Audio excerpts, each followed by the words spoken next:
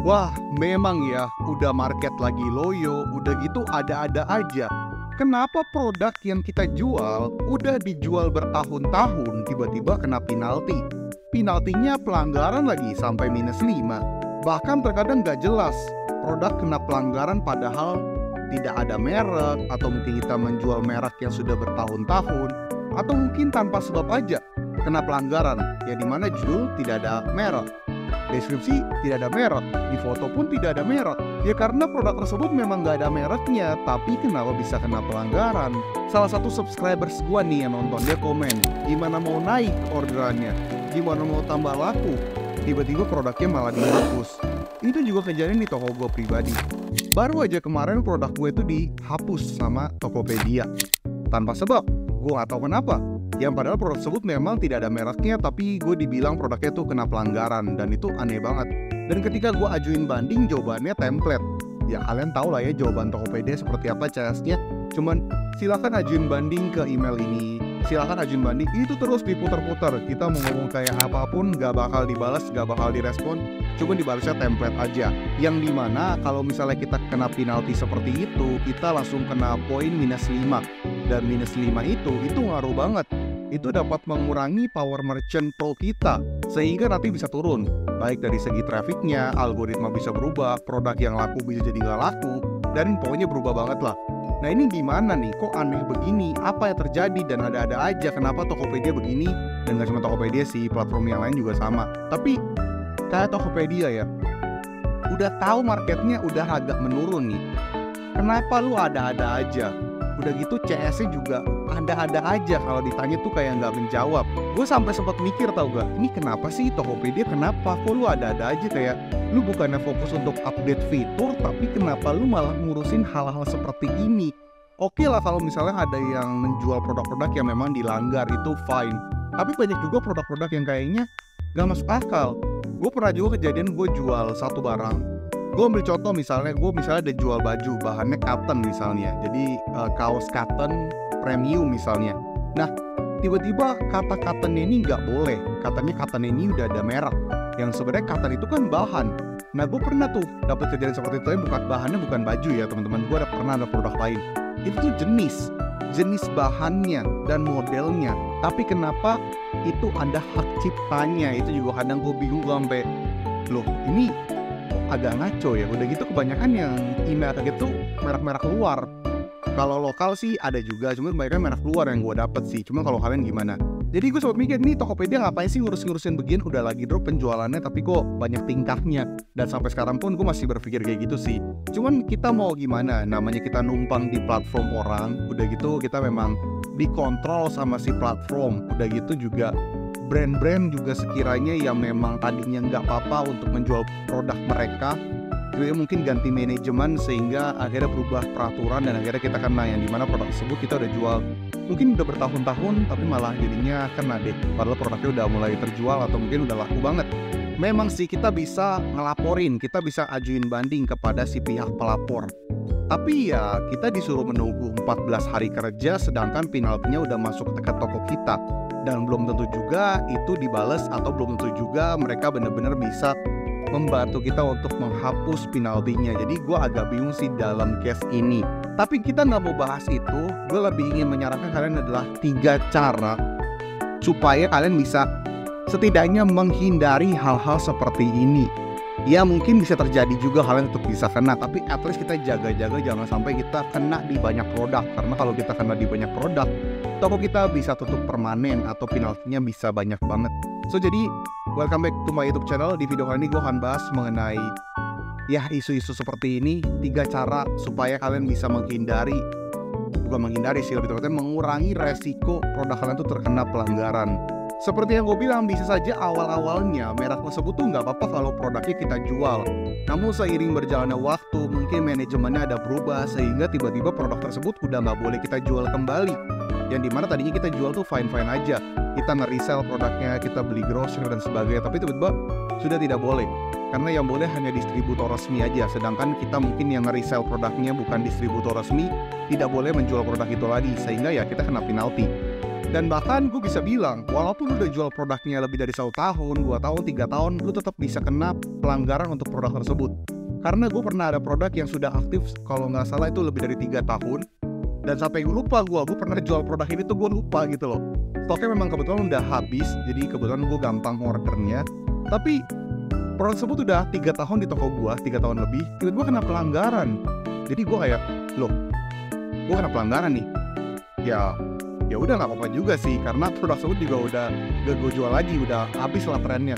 Tapi kenapa malah kena pelanggaran? Itu produk udah 3 tahun lebih, kenapa nggak dari awal gitu loh.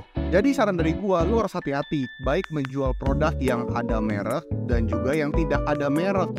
Karena produk yang tidak ada merek pun lu tetap masih bisa kena, apalagi yang ada merek. Jadi tolong berhati-hati dalam posisi ini.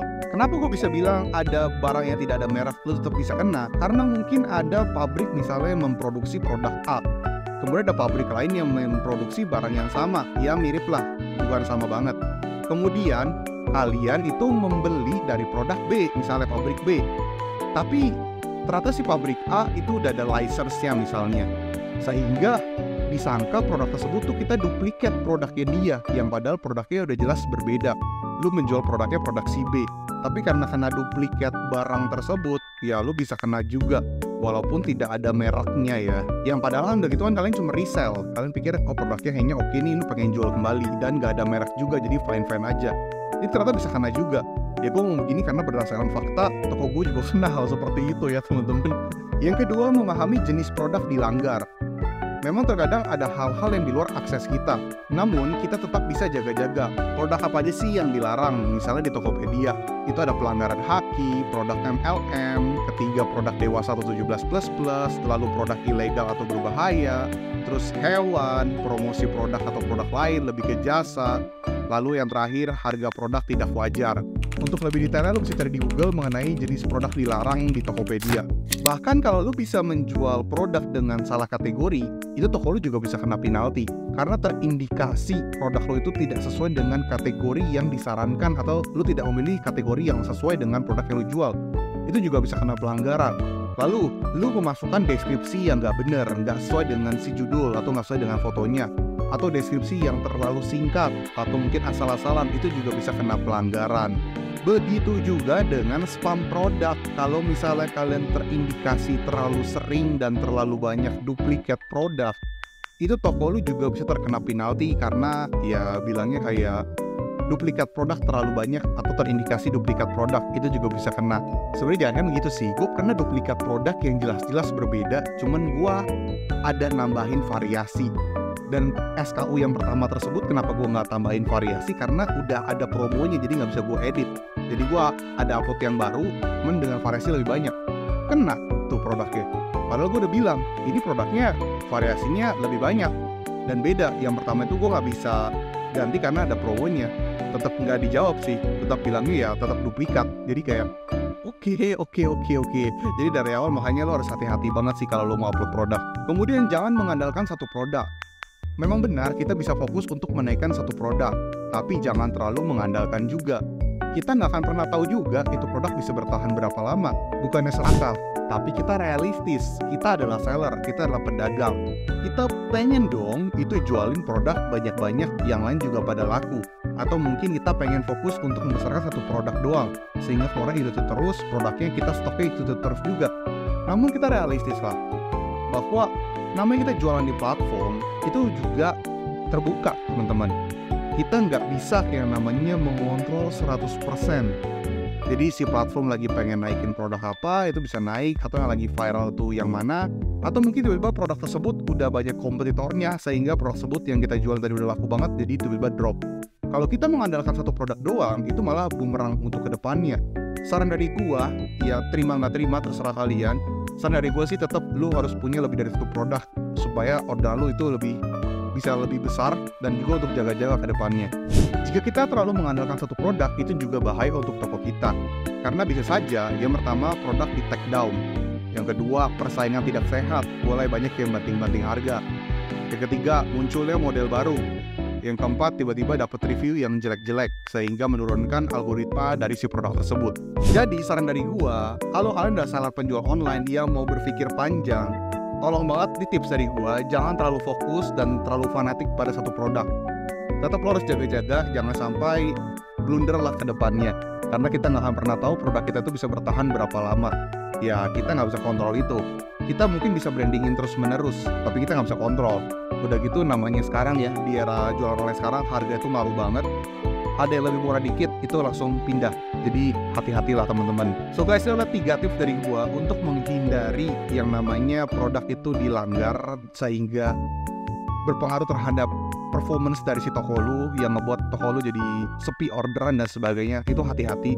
Semoga dengan video ini kalian terbantu dan mendapatkan insight baru, dan kalian boleh banget komen apakah kalian pernah merasakan atau pernah mengalami kejadian yang serupa seperti gua atau mungkin teman-teman di sini yang seller tiba-tiba produk kalian tuh kena pelanggaran yang tidak jelas.